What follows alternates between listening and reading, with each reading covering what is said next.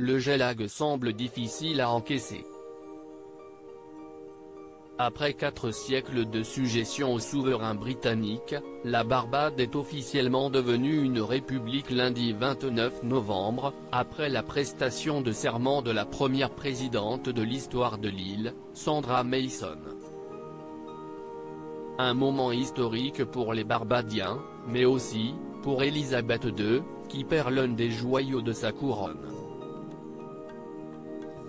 Toutefois, si l'île, déjà indépendante depuis 1966, n'est plus sous son protectorat, elle reste membre de l'organisation du Commonwealth, et a invité de ce fait, le prince Charles à venir tourner une page de son histoire.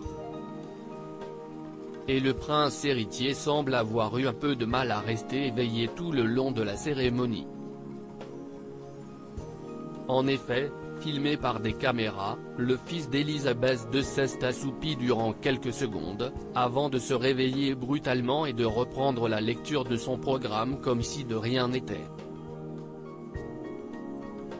Il faut dire que si la cérémonie d'investiture de Sandra Mason se tenait à 11 h du soir à la Barbade, au Royaume-Uni, il était 3 h du matin.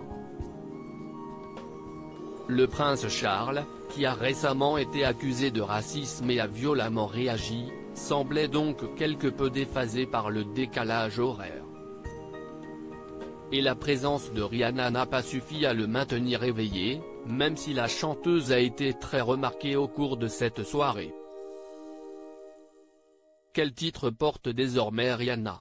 Outre une robe incendiaire signée Bottega Veneta, Rihanna a attiré tous les regards en étant intronisée héroïne nationale de la Barbade, après avoir été choisie en 2018 comme ambassadrice extraordinaire.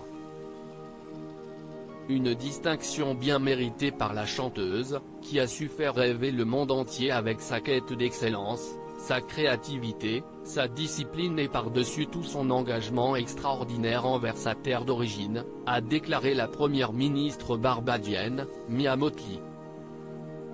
Un joyau national pour l'île des Caribéens, qui ne perd pas totalement sa reine. Loading DJ.